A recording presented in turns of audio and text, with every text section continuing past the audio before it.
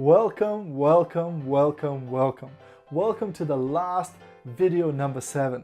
You've been, a long way through. Now you've covered all of the 7 videos, and I'm really proud of you that you invested the time into yourself, into growing yourself and expanding your, attitude, mentality, learning, etc. So it's absolutely fantastic, to have people like you around myself, because it gives me more pleasure to share the stuff with people who actually take it on board, who learn from it, who invest in themselves. So today we're going to cover the last principle, and the last principle is caution.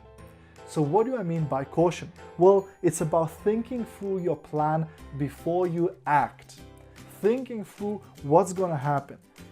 So I'm talking about caution when you're choosing friends, caution when you're choosing your occupation, caution when you're choosing the work colleagues or the business partners, caution when you're choosing your spouse, caution when you're choosing everything in your life, caution when you're choosing your food, caution when you're choosing what sort of thing to feed your mind, and etc. I can go on and on and on. It's really important about, are you cautious enough to study health? Are you cautious enough to study business success? Are you cautious enough to study leadership? Are you cautious enough to study personal relationship? Because the other side of the medal is not being cautious, it's being casual. And when you're casual, you become a casualty, right? Because if you're casual and you neglect to invest time to learn about health, guess what? You're gonna have to put up with poor health. If you're casual and neglect learning about business and success in business, then you're going to have to put up with poor results in your business and lower income levels, etc. If you are, if you're casual and you neglect learning about relationships and how to make them better and how to be better in relationships, then you're going to have to put up with bad relationships in your family and with your friends, etc. So it works both ways. So I suggest you practice caution. But caution, you need to have caution about caution. What I mean by that is you have to have a thin line between being cautious and between analysis of paralysis, right? Or paralysis of analysis, where you then stop doing anything.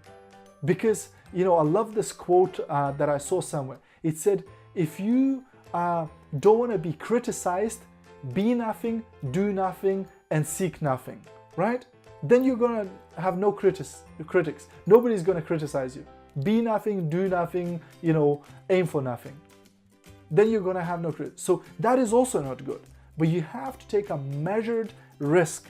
You have to take into account what are the downside here. What could happen? What's the worst case scenario? Am I prepared to deal with that? And if I am, let's go with it. Let's act on it, right? And it's really important. I love this story about Neil Armstrong. Neil Armstrong, the guy who went to the moon, he was giving a little speech.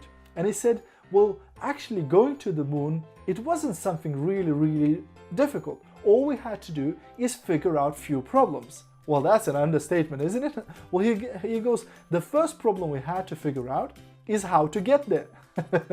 Right? We had to figure out how to get to the moon. He goes, the second problem we had to figure out is how to come back.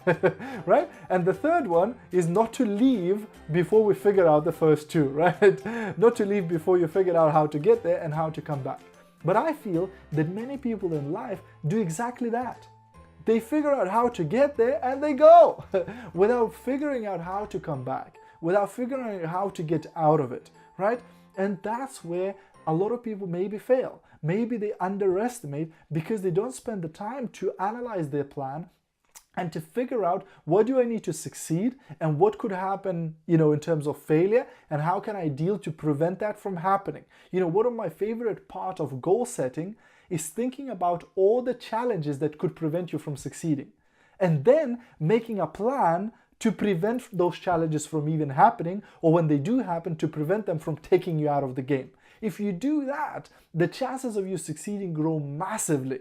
because now you anticipate the things that could happen. In business, we call it vaccination. Like when a brand new person starts in your business, telling that person that, look, the challenges will happen. People will laugh at you. People will not agree. People will ridicule. If you do that, when it happens, the person goes, well, they told me it's going to happen, so I knew it's going to happen, so that's not going to bother me that much. But if we don't tell that, then when it happens, it can take the person out completely.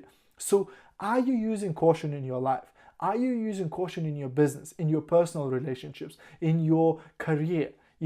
Are you using caution? Are you preparing and thinking through your plan? Are you understanding all the risks you're taking, financially, physically, emotionally, spiritually? Are you taking into account the risks?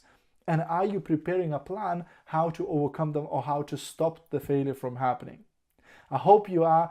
I hope you got value from these 7 trainings, from the 7 videos, from the 7 principles. I hope they have provoked some thoughts in you. I'd love to hear from you. I'd love you to comment or like this or share it, or more importantly, just email me or message me, letting me know how these videos, how this information has impacted you.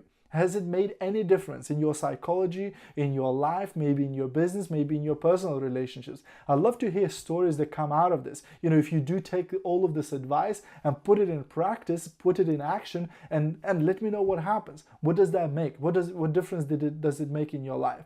Have a great day. I'll see you at the top.